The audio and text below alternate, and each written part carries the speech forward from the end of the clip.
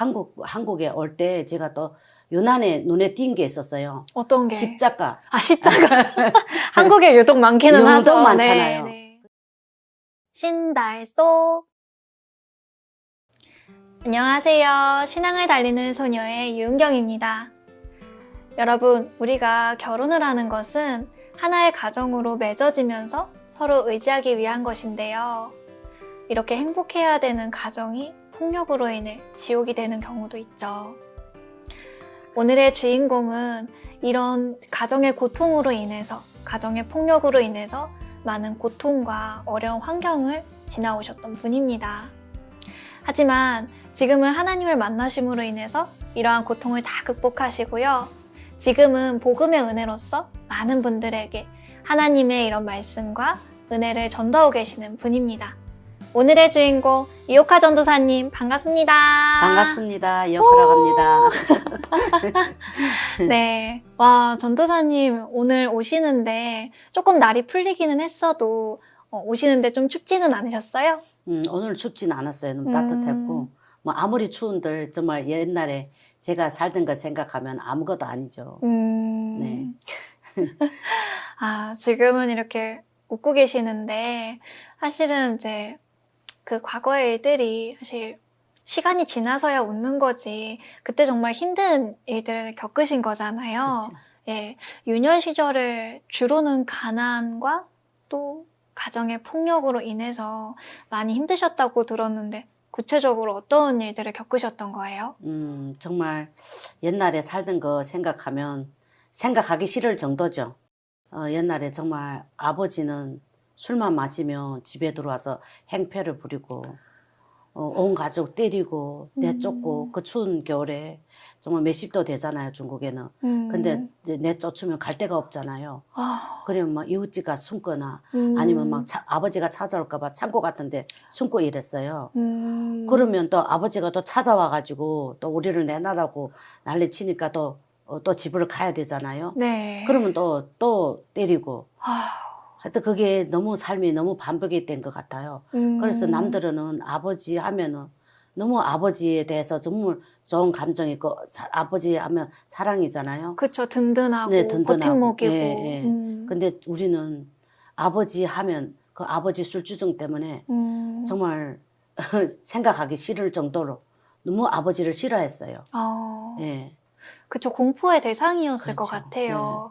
그리고 지금 얘기 들어보면은 술도 자주 드셨을 것 같고, 그럴 때마다 때렸다면은 혹시 생명의 위협을 받을 정도로 그렇게 행패를 부린 적도 있나요? 그렇죠. 뭐 자기 마음에 안 들거나 막 이러면 마지막에는 정말 칼까지 가지고 다니면서 우리를 위협하고 정말 죽인다고 이러면서 위협하고 다녔거든요. 그럴 때는 너무 정말 무섭고 두렵고 그냥 아버지 하면은 너무 두려운 대상이었어요. 그래서 우리는 정말 아버지 하면은 너무 무서워했거든요. 그래서 정말 이게 우리가 정말 사는 게 아니었죠. 예. 그쵸, 어떻게 보면은 다른 사람도 아니고 친아버지가 이렇게 생명의 위협을 한 거잖아요.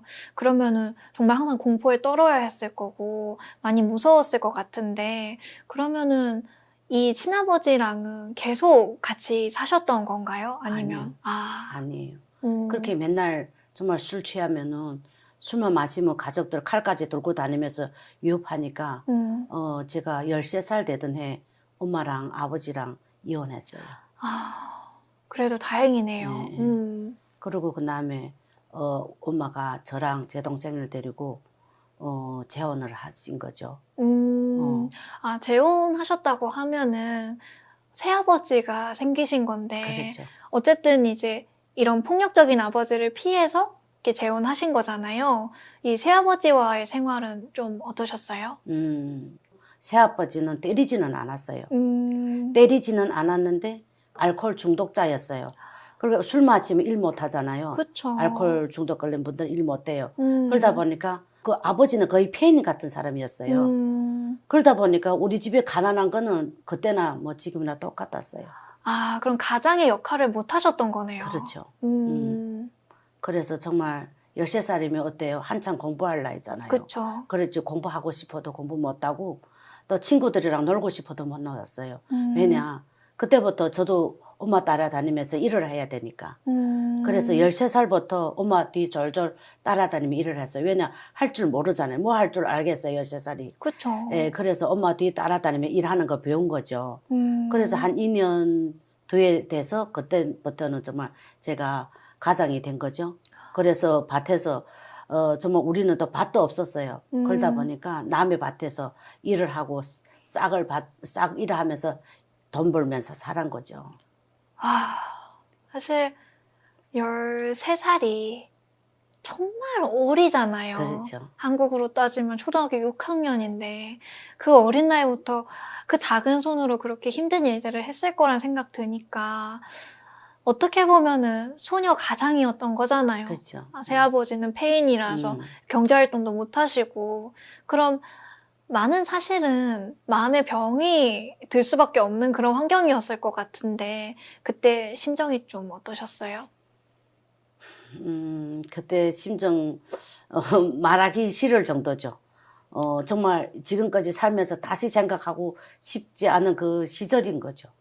그래서 그 15살의 나이에 정말 너무 절망스럽고 사는 게 힘드니까 이랬어요. 야, 나는 왜 이렇게 정말 이 나이 되도록 공부도 해야 될 나이인데 공부도 못하고 애들하고 놀 나이인데 애들하고 놀지도 못하고 남의 밭에서 일을 하고 나는 왜 평범한 가정에서 잘 부잣집은 아니라도 평범한 집에서 태어났으면 이렇게는 살지는 않았을 텐데 그러면서 너무 절망스러우니까 15살 나이에 정말 살기 싫은 마음이 생겼어요.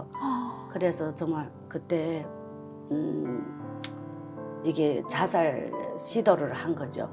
그래서 자살 시도를 해가지고 정말 죽고 싶었어요. 너무 힘들기도 하고 남이 놀아야 될 때 놀지 못하고 하니까 너무 힘드니까 자살 시도를 했는데 정말 눈 뜨고 보니까 병원인 거예요. 그래서 정말 또 살아난 거잖아요. 그쵸. 그러면 살아났으면 내가 살았구나 좋아해야 되는데 살아난 게 기쁘지 않더라고요. 왜냐 내가 또 어떻게 이렇게 힘들게 또 살아갈 거 생각하니까 그가 살아난 게 기쁘지 않고 또 절망스럽고 힘든 거죠. 네. 사실 정말 그 방금의 그 웃음도 약간 좀 씁쓸한 그런 웃음이라고 느껴졌어요. 왜냐면 성인도 나 죽고 싶어라는 말을 꺼내기까지 얼마나 고통스러운지 우리가 알잖아요. 근데 15살이라는 그 어린 나이에 실제로 이제 죽으려고도 했었고 네, 살아났다는 건 사실 어떻게 보면 되게 기쁜 일인데 기쁘지 않았다는 거는 정말 막막했다는 거잖아요. 그렇죠. 사는 것이. 그래서 정말 어릴 때부터 이렇게 막막함 속에서 고통 속에서 공포 속에서 살아오셨는데 이러한 환경이 있으시다 보니까 결혼도 좀 빨리 하셨다고 들었거든요. 근데 어떠다가 그렇게 결혼하게 되셨던 거예요? 그렇죠. 그렇게 뭐 1년, 2년 이렇게 지나가니까 저도 19살이 됐어요. 그러니까 19살 되던 해 친언니가 어떤 남자를 소개해 줬어요. 아, 갑자기. 네, 갑자기 정말 어떤 남자를 소개해 주면서 언니가 하는 말이 여자는 어차피 시집 가야 하니까 지금 가라고 그러는 거예요. 그래서 정말 얼굴 한번 보고 정말 결혼을 했는데 정말 가기 싫었어요. 그쵸. 마음도 안 들고니와 이렇게 그 나이에 정말 시집이라는 자체도 생각을 안 했는데 갑자기 시집 가게 된 거잖아요. 그래서 정말 사랑이 뭐예요? 얼굴 한번 봤다는 게 보고 갔다는 게 정말 그렇잖아요. 그래서 정말 시집 안 가고 싶었거든요. 그렇지만 그때도 엄청 힘들 때였어요. 정말 집도 없고 그럴 때니까 너무 힘드니까 아 여자는 언니 말 맞다나 여자는 어차피 시집 가야 하니까 그럼 가야 되겠다. 뭐 결혼식이 없이 그냥 덜렁 간 거예요. 아, 방금 사실은 가기 싫었다고 하셨잖아요. 그 마음이 이제 제가 겪어보진 않아도 어떤 마음인지 좀 알겠는 게 사실 아버지한테서 그렇게 많은 폭력을 당하셨기 때문에 사실 결혼에 대한 어떤 좋은 감정이 없으셨을 거잖아요. 없죠. 근데도 이제 집안의 상황 때문에 어쩔 수 없이 이렇게 결혼하게 되신 건데, 이 남편은 그럼 좀 어떤 사람이었어요? 남편 뭐 다른 걸 하는 거 없어요. 술 먹고 도박 놀고 이런 걸 좋아하는 사람이었어요. 일도 안 하고. 일도 안 하고 이런 사람이었어요. 그래서 제일 처음에는 뭐 저를 때리거나 그러지는 않았어요. 근데 언제부터는 자기 마음에 안 든다고 내키는 대로 저한테 대하기 시작한 거예요. 네, 정말 그때 제가 시집갈 때 저는 19살이지만 남편은 28살이었거든요. 그럼 9살 정도 차이 네. 나는 건데. 그렇죠. 9살 차이 났는데도 불구하고 정말 그때 얼마나 정말 괜찮은 사람이었다면 더 사랑해주고 그쵸. 보듬어 줬을 텐데 이 사람은 제가 갈 곳이 없는 거 아니까 그때부터 더 막대하기 시작한 거예요. 그리고 정말 말대꾸 한다고 때리고 또 토박 놀다가 자기 기분이 안 좋다고 때리고 뭐 이제 손대는 거는 뭐 습관적이 되잖아요. 그래서 정말 때려도 갈 곳이 없었어요. 그래서 정말 우리 시집에 그래도 한 동네 사니까 새벽 같은데 맞으면 이게 애를 얻고 애를 도쳐오고 시집으로 도망가고 이랬어요. 애가 있는데도 그렇게 때린 예, 거예요. 예. 그래요. 그랬어요. 그래서 정말 그때도 생각하면은 정말 내가 잘 산 집 딸이라면 나를 이렇게 함부로 대했겠나 이런 생각할 때도 많았죠. 그렇게 정말 맞으면서 좀 맞은 거 생각하면은 생각하기 너무 싫은 거죠. 그래서 정말 그렇게 평생 맞고 살게 생겼잖아요. 그래 이제 애가 태어나고 한 6년 정도 됐을 때 제가 아무리 생각해도 이 사람하고 살아서는 안 되겠다. 그쵸. 왜냐면 맨날 맞으면 살아야 되니까 평생 맞게 생겼잖아요. 뭐 왜냐면 막히는데 자기가 기분 나쁘면 사람을 때리니까. 그렇죠. 그래가지고 그때 제가 그때 한참 또 이렇게 밖에 나가 돈 벌 때였어요. 뭐 청도나 이게 뭐 위해나 막 이런 데 나가서 돈 벌 때였어요. 그래서 그다음에 애는 친정에다 맡기고 신랑한테는 청도에 돈 벌러 간다고 말하고 그다음에 청도를 떠난 거죠. 근데 청도에 이렇게 간다고 하면은 쉽게 이렇게 가라고 하지 않았을 것 같은데. 아니죠. 쉽게 가라고 안 했죠. 음. 쉽게 가라고 안 했는데 그때 또 형편이 어려웠을 때예요. 그때 뭐 한국 간다고 그러면서 빚을 져놨어요. 원래 일도 해서 돈 버는 사람도 아니거든요. 빚을 졌어요. 남편이. 그러다 보니까 어떻게 해요? 안 가면 안 되잖아요. 제가 안 나가면 안 되니까 그러니까 동의해서 나가게 한 거죠. 그러면 청도에 나가시고 나서 이제 바로 이혼하셨던 거예요? 아니면은? 아니에요. 이혼 안 하고 싶었어요. 그래도. 왜냐하면 저도 이혼 가정에서 태어나서 정말 똑같이도 우리 엄마가 정말 새아빠 얻어도 똑같이 고생했잖아요. 그래서 애만은 쟤처럼 고생 안 시키고 싶었거든요. 그래서 정말 국 참고 살고 싶어서 그냥 청도로 도망 나간 거죠. 어차피 맞기는 싫으니까. 그래서 도망가다시피 했는데 애를 또 다시 뭐 새아빠 손에 키우고 싶지 않다는 생각이 더 큰 거였어요. 그렇지만 밖에 나가서 7년 8년 지나고 보니까 뭐 어차피 같이 살 때도 남남이었잖아요. 그래서 7년 8년 된 해에 우리 딸이 13살 정도 됐을 때 이게 그것도 합의 이혼을 안 해줘가지고 법적으로 이혼했어요. 법적으로 이혼하는 그것도 쉬운 일은 아니거든요. 그렇죠. 그때 그래서 법적으로 이렇게 이혼하게 된 거예요. 참 전도사님이 이렇게 울컥한 게 보였어요. 그러니까 딸에 대한 그런 걱정도 있으셨을 거고. 그렇죠. 네, 그래도 딸을 걱정하는 마음에서라도 했지만 그래도 전도사님의 그런 인생도 있는 거고 계속 사실 맞고 살 수도 없는 거고 그런 남편하고는 어떻게 보면은 이혼하신 게 좀 더 나은 선택이었다는 생각이 들어요. 지금에서 보면은.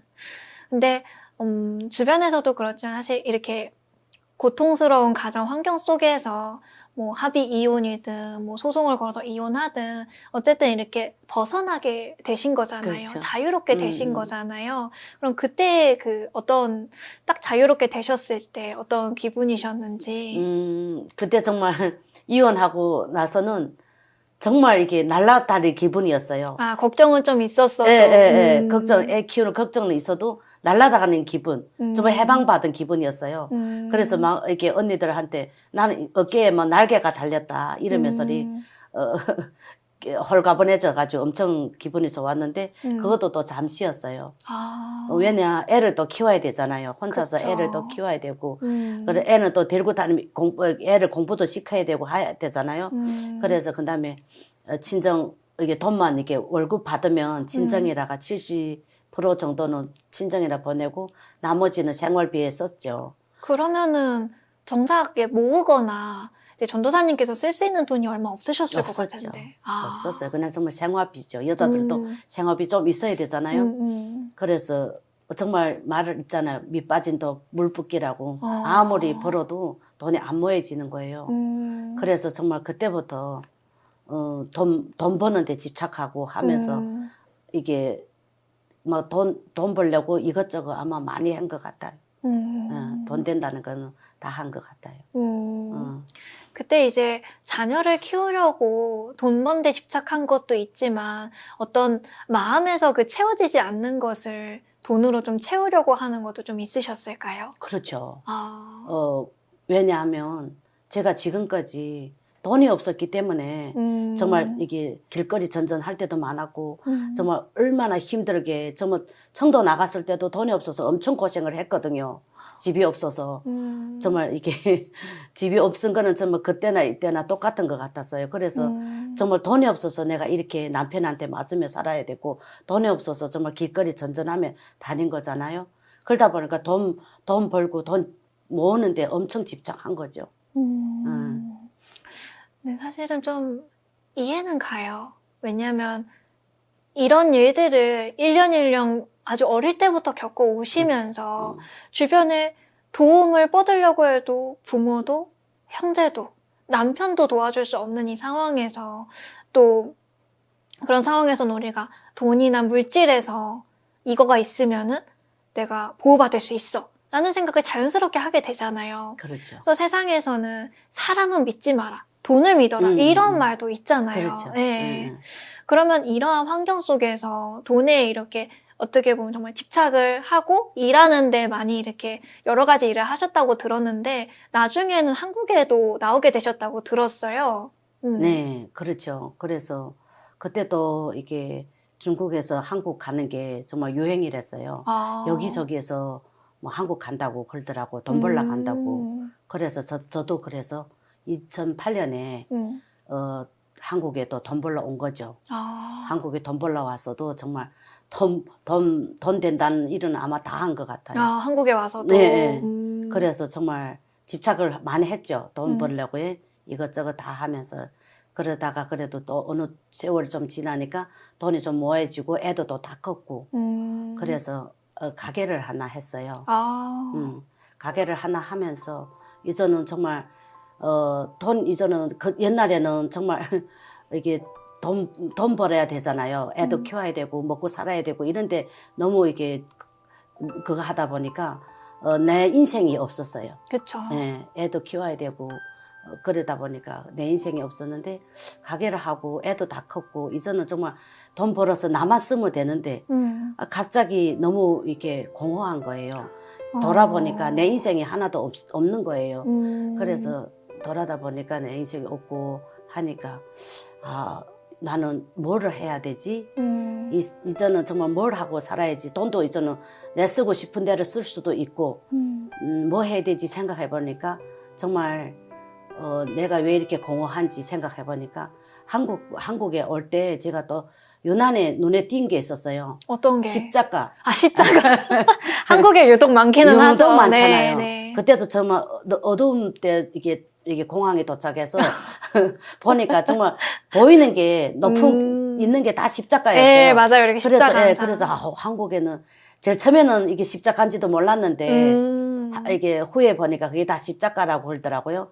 한국 사람들은 하나님을 많이 믿구나 했는데 저는 하나님을 몰랐거든요. 그래서 그다음에 내가 이거를 생각하면서 신앙을 나도 하나 가져볼까? 이런 생각이 들더라고요. 네. 그래서 그전에도 또 많이 들었죠. 가게 하다 보니까 뭐 이게 하나님 믿어라 이런 말도 많이 들었죠. 그래도 그때는 그래도 이게 뭐 돈을 벌어야 되니까 생각을 못 했는데 갑자기 그런 생각이 들더라고요. 신앙 하나 가져볼까? 근데 어디를 가야 될지 모르겠는 거예요. 그쵸, 막상 가려고 하니까 많기는 하지만 내가 갈 곳은 어딘지 모르겠는 거예요. 맞아요, 맞아요. 그래서 그다음에 우리 가게에 자주 오는 친한 언니가 있어요. 그래서 그 언니한테 이런 얘기를 했어요. 내가 지금 갑자기 이렇게 신앙 하나 가져보려고 하는데 어디를 가야 될지도 모르겠다. 이렇게 하니까 그 언니가 자기가 교회 다닌다고 자기네 교회 가자는 거예요. 그래서 그때부터 하나님 믿기 시작한 거죠. 와, 이렇게 들어보면은 정말 그 마음도 하나님께서 이렇게 주시는 것 같아요. 왜냐면은 처음에 한국 오셨을 때도 그렇게 많은 십자가를 보고서도 저게 뭐지? 저 빨간 건 다 뭐야? 이러고 그냥 지나가신 거잖아요. 그리고 또 가게 하면서 많은 분들이 또 믿어라 해도 그때는 안 들어왔지만 딱 사람마다 그 시기가 딱딱 있는 것 같아요. 딱 그 이제 여유가 좀 생기고 또 전도사님도 자신을 좀 돌아볼 만한 그런 시간이 됐을 때 하나님께서 이렇게 불러주신 것 같은데, 그럼 하나님 믿고 나시고부터는 좀 그런 마음에 뻥 뚫린 거, 공허한 거는 좀 채워지셨어요? 그렇죠. 정말 이제도 말하다시피 중국에 있을 때는 네. 이게 뭐 하나님 이렇게 말하는 사람들도 있었어요. 그렇지만 하나님은 외국인들, 제가 상상한 거는 외국인들 뭐 이렇게 정말 머리 노랗고 코 큰 사람들, 그 사람들 하나님이지 이렇게 생각했었거든요. 그렇지만 내가 정말 그 언니 따라 교회 가면서 정말 이래 들으면서 하나님께서 사람을, 아담과 하와를 창조하셨고 정말 이 모든 것을 우리한테 주셨다는 거, 모든 만물을 다 우리한테 주셨다고 이래 들으면서 정말 이 들으면 들을수록 큐티 시간을 가지면 가질수록 하나님에 대해서 알게 된 거죠. 그래서 정말 중국에 있을 때나 이게 한국 왔을 때도 그렇게 힘들어도 하나님은 아주 나한테서 먼 곳에 있는 분이라고 생각했거든요. 그렇지만 정말 이게 하나님을 믿기 시작하면 알게 된 거는 하나님께서 나한테 제일 가까운 곳에 있었다는 거. 제 옆에서 저를 정말 보호해 주셨고, 정말 그때 어렸을 때 그 죽으려고 했을 때도 그래도 그때도 정말 하나님께서 보호해 주셨다고도 이제 생각하고 있거든요. 그래서 정말 하나님 몰랐기 때문에 이렇게 힘들었구나 이거를 알게 된 거죠. 정말 하나님께서는 제일 나의 가까이 계셨는데 내가 하나님을 몰랐구나 이거를 알게 된 거예요. 너무 감동적인 것 같아요. 특히 이제 그 말이에요. 이제 하나님이 항상 내 곁에 있었다고. 잘 모르는 것 같아요, 우리는. 하나님 안 보이잖아. 그렇죠. 어디 계시는데? 이런 말 제일 많이 해요, 사람이. 사실은 옆에 계시거든요. 우리가 사실 한 발자국 가면은 하나님 만날 수 있어요. 딱 한 발자국 가니까 만나게 됐잖아요. 그렇죠. 그래서 정말 이런 얘기를 들으니까 참 그 이사야서에 많이 들어보셨을 거예요. 41장에 그 말씀 하나 있는데 제가 외우지는 못해서 요거 읽어드릴게요. 거기 보면은 두려워 말라 내가 너와 함께함이니라. 놀라지 말라 내가 내 하나님이 됨이니라. 내가 너를 굳세게 함이니라. 너를 도와주리라. 참으로 나의 의로운 오른손으로 너를 붙들리라. 전 사실 이 성경 구절을 볼 때면 되게 든든해지는 것 같아요.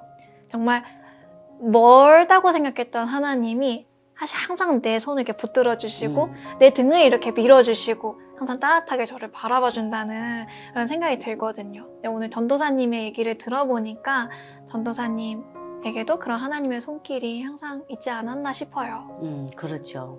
저도 그 말씀을 읽으면서 많이 울었던 것 같아요. 정말 부모도 저희 버팀목이 못 돼줬고 신랑은 더 버팀목이 안 됐지만 더 괴롭혔고 힘들게 만든 사람이잖아요. 그러니까 정말 내가 정말 버팀목이고 의지처는 하나님뿐인데 하나님 몰랐기 때문에 지금까지 이렇게 어렵고 힘들게 살고 원망하면서 정말 이게 세상을 원망하면서 나는 왜 이렇게 살아야 했는가. 남들은 다 정말 잘 사는 집이 아니라도 평범하게도 다 잘 살아갔는데 나는 왜 이렇게 힘들게 살아야 했는가 이런 생각을 하면 할수록 내가 정말 지금까지 하나님을 몰라서 이렇게 살았구나. 정말 하나님을 알았더라면 이렇게 정말 버팀목이 되셨고 정말 이렇게 의지처가 됐을 건데 하나님 모르니까 정말 그 조그만 손으로 자기 혼자서 세상을 창조한다고 세상을 다 가질 것처럼 이러면서 일하고 살았잖아요. 그래서 그때 정말 교회에 갔을 때 권사님이 한 분이 계셨는데 정말 저한테 엄청 알뜰살뜰히 챙겨준 권사님이 계셨어요. 그 권사님이 하루 전화가 왔어요. 저녁에. 그러면서 요즘에 교회 다니는 게 어떠냐 그러면 이것저것 물어보는데 정말 이런저런 말을 하다 보니까 제 이야기를 정말 지금까지 제가 누구한테도 사람마다 다 비밀 하나씩 있잖아요. 근데 그쵸. 저한테는 정말 커다란 비밀이 하나 있었어요. 그래서 이런저런 얘기 하다 보니까 그 권사님한테 제 정말 비밀을 털어놓게 된 거예요. 정말 그 비밀을 이게 다 털고 이런 거는 정말 세상 사람들한테 다 말 못하는 거잖아요. 그렇죠. 왜냐하면 가족한테도 말 못했거든요. 부모한테 말하면 속상할까봐 형제들한테 말해도 뭐 도움이 안 되니까 그렇죠. 말을 이런 안 얘기를 하고 어떻게 하겠어요. 숨겨놓고 계속 가슴이라 품고 살았어요. 그래서 권사님한테 이렇게 말을 하니까 권사님이 하는 말이 이제는 하나님 품으로 돌아왔으니까 모든 짐을 다 하나님과 함께하는 이 시간이 되고 하나님께 이게 하나님 집 왔으니 이제는 하나님 집 잘 왔다고 이렇게 말을 해주는 거예요. 그 말을 듣는데 정말 하나님 품으로 돌아온 기분이었어요. 정말 그 기쁨과 정말 이게 흥분은 그날 저녁에 잠을 못 잤거든요. 너무 왜냐 지금까지 내가 정말 이 가슴이라 품고 살았잖아요. 하나님 말씀도 있잖아요. 짐진 자들아 다 내 앞에 그 말씀이 생각나면서 그래서 정말 이렇게 공동체 안에서 정말 이런 좋은 분들을 만나게 되면서 내 이렇게 힘든 거 내가 지금까지 털어놓지 못한 말들 정말 이게 다 털어놓게 되고 흉도 안 되고 정말 그래서 정말 하나님이 정말 의지처가 되고 좀 하나님 아니까 모든 것이 다 해결된다는 거 알게 됐어요. 그래서 정말 그날에 너무 기쁘고 좋아서 정말 구름 위에 날아다닌다는 소리도 있잖아요. 그거를 느껴봤거든요. 그래서 그날에 구름 위에 날아다닌 기분 정말 하나님하고 제일 가깝게 대화했던 시간 같아요. 이렇게 얘기를 들어보니까 정말 그 하나님 품으로 돌아왔다는 말씀을 해주셨잖아요. 그러니까 사실 우리가 물질에 집착하게 될 때도 그렇고 사람한테 집착할 때도 그렇고 사실은 마음의 안정을 갖고 싶기 때문에 그런 것들에 집착하게 될 때가 많은 것 같아요. 그렇죠. 그래서 이제 아까 그랬잖아요. 어릴 때도 집이 없어 전전해야 됐었고 천도에 사실 나가셨을 때도 집이 없어서 너무 힘든 세월들이 많았다고. 근데 한국에 오셔서 막상 가게가 생기고 돈이 생기고 집이 좀 생겼지만 그 마음의 공허함은 사실 채워지지 않았잖아요. 근데 정말 그걸 채워줄 수 있으신 분은 하나님이시구나. 진정한 따뜻한 그런 집을 찾게 되셨다는 것을 저도 들으면서 느끼게 되니까 정말 감동적인 간증이라는 생각이 들었어요. 그리고 이렇게 듣다 보니까 또 이런 어려운 환경 속에서 사실은 이런 간증들을 가지고 지금 많은 분들에게 복음을 전하고 계시는 거잖아요. 그래서 그분들에게 항상 전도하실 때마다 해주시는 말씀이 있다고 들었는데 제가 되게 감명 깊었거든요. 혹시 어떤 얘기인지 한 번 더 얘기해 줄 수 있으세요? 네. 어제도 제 이야기를 해주면서 어제도 그런 얘기 해주신 거예요? 어제도 제 이야기를 해주면서 그랬어요. 지금까지 우리 지옥같이 살았는데 그쵸. 또 지옥 가면 안 되잖아요. 그래서 정말 살아있을 때도 천국에서 살자고 전도할 때 이 말을 꼭 해주면서 하나님 손을 붙들고 우리 꼭 같이 가자고 이렇게 전도하고 있어요. 네. 진짜 제가 만약에 이런 고통이 있는데 전도사님 같이 그렇게 얘기를 해주시면은 그 자리에서 막 울 것 같아요. 우는 사람들도 네, 있겠죠. 그래서 그래 빨리 이 지옥에서 탈출하고 빨리 하나님 품으로 돌아가자 그런 생각이 저도 드는데요. 사실 이런 가정의 이런 폭력이나 이런 것들은 주변에서 도움받기가 좀 힘든 것 같아요. 네, 사실 경찰한테 얘기한다 해도 주변 사람들 얘기한다 해도 이게 너무 개인적인 일이다 보니까 상관하지 마세요 라고 하면 사실 더 이상 건드릴 수 없는 부분들이 있잖아요. 근데 그럴 때 우리가 이런 교회라는 공동체 안에서 도움을 이렇게 받을 수도 있고 이야기를 들어줌으로써 도움을 줄 수도 있고 또 가장 중요한 거는 하나님께 의지함으로써 정말 세상 만물 다 주관하시는 분이잖아요. 그래서 우리가 그런 하나님께 의지함으로써 정말 극복할 수 있지 않을까라는 생각도 들고 정말 이런 고통을 겪으시는 많은 분들을 위해서 저희도 같이 기도하고 응원하면서 동참하도록 정말 노력하겠습니다. 네, 오늘도 이렇게 뜻깊은 간증 들려주셔서 감사드립니다. 들어주셔서 감사합니다. 네, 와! 신달소